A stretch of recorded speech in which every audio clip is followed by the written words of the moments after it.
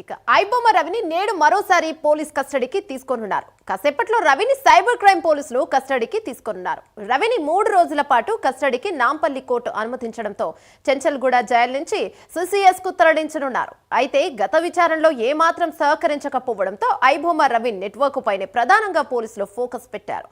బ్యాంకులో నగదు బదిలీ టార్గెట్ గా విచారణ చేయనున్నారు.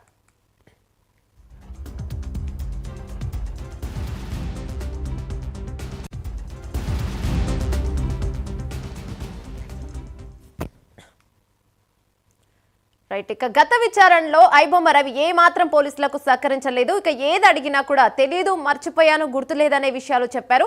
అయితే మరొకసారి ఇక తనని విచారించడానికి నాంపల్లి కోర్టును కస్టడీ కోరింది. దీనిపై మరింత సమాచారం మా ప్రతినిధి కుమార్ అందిస్తారు. రైట్ కుమార్, చెప్పండి.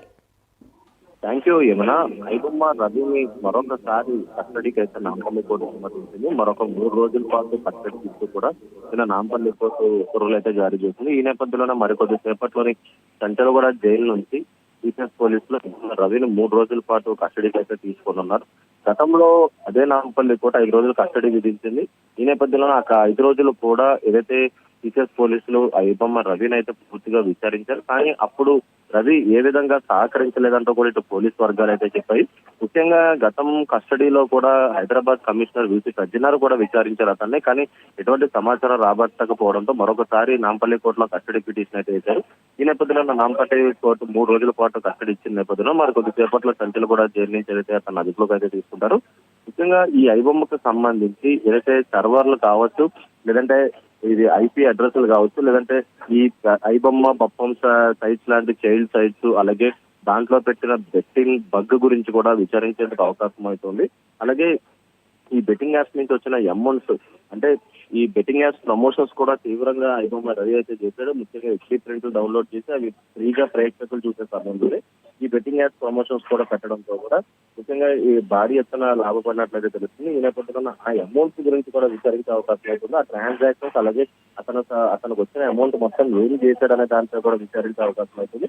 అలాగే మరొక ఇటు మూవీ రూల్స్ వెబ్సైట్ కి సంబంధించి కూడా అతన్ని విచారించే అవకాశం అవుతుంది. ఎందుకంటే ఐబొమ్మ బొప్పం సైట్ బ్లాక్ అయినా సరే ఇటు మూవీ రూల్స్ లో మాత్రం ఏ రోజు కాదు సినిమా రిలీజ్ అయిన వెంటనే 1 hour లోనే ఇటు మూవీ రూల్స్ లో ప్రత్యక్షం అవుతున్నాయి.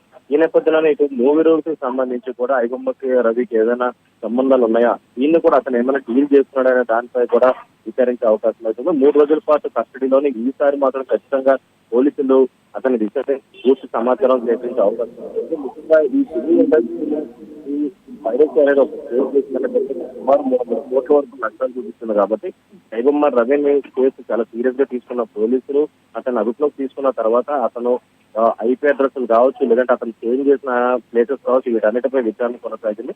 ముఖ్యంగా అతన్ని ట్రాన్సాక్షన్, ముఖ్యంగా అతని చెల్లి అలాగే అతని ఫ్రెండ్ నిఖిల్ అనే వ్యక్తికి సంబంధించి ట్రాన్సాక్షన్స్ కూడా పూర్తిగా ఇటు పోలీసులు అయితే విచారిస్తున్నారు. ఈ నేపథ్యంలో ఇప్పుడు 3 రోజుల పాటు కస్టడీ ఇచ్చారు కాబట్టి ఖచ్చితంగా ఈ 3 రోజులు విచారించి పూర్తి సమాచారం రాబట్టే అవకాశం అయితే ఉంది.